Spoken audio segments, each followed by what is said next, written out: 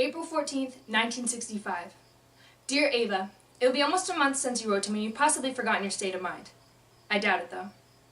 You seem the same as always, and being you, hate every minute of it. Don't. Learn to say fuck you to the world every once in a while. You have every right to. Just stop thinking, worrying, looking over your shoulder, wondering, doubting, fearing, hurting, hoping for some easy way out.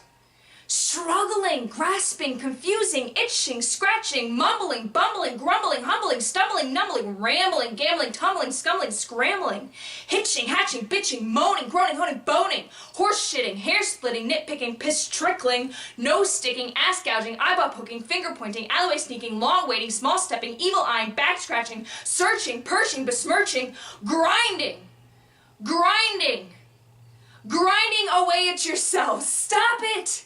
And just do. From your description and from what I know of your previous work and ability, the work you're doing sounds very good. Drawing clean, clear, but crazy like machines, larger and bolder, real nonsense, sounds fine, wonderful, real nonsense. Do more.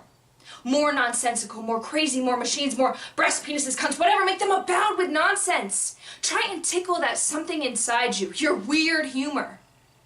You belong in the most secret part of you.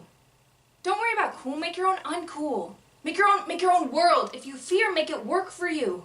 Draw and paint your fear and anxiety, and stop worrying about big, deep things such as to decide on a purpose and way of life, a consistent approach to some impossible end, or even an imagined end. You must practice being stupid, dumb, unthinking, empty.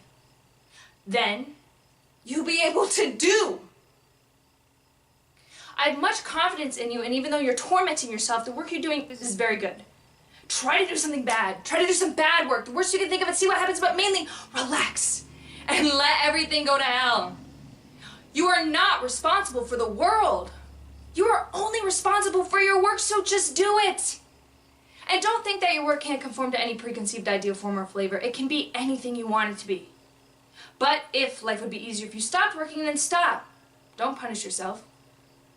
However, I think that it is so deeply ingrained in you that it would be easier just to do. I must admit, I do understand your attitude somewhat anyway, because I go through a similar process every now and again myself. I have an agonizing reappraisal of my work and try to change things as much as possible and hate everything I've done and try to do something entirely different and better. And maybe that process is necessary to me, pushing me on and on. The feeling that I can do better than the shit I just did. And maybe you need your agony to accomplish what you do, and maybe it goes you on to do better, but it's very painful, I know. It would be better if you just had the confidence to do this stuff and not even think about it. Can't you leave the world and art alone? And also, quit fondling your ego. I know that you or anyone can only work so much and the rest of the time you're left with your thoughts, but when you work or before you work, you need to empty your mind and concentrate on what you're doing. After you do something, it is done, and that's that. After a while, you can see some things are better than others, but you can also see what direction you're going. You must know all that. You also must know you don't have to justify your work. Not even to yourself. Well, you know I admire your work greatly and can't understand why you're so bothered by it, but you can see the next ones and I can't. You also must believe in your ability. I think you do. So, try the most outrageous thing you can. Shock yourself. You have at your power the ability to do anything. I would like to see your work and will have to be content to wait until August or September. I've seen some of Tom's new things at Lucy's. They're very impressive, especially the ones with the rigorous forms, the simpler ones. I guess he'll send some more later on. Let me know how the shows are going and that kind of stuff. My work has changed since you left, and it is much better. I'll be having a show May 4th to the 29th at Daniel's Gallery, 17th East 64th Street, where Emmerich was. I wish you could be there. Much love to you both. Saul.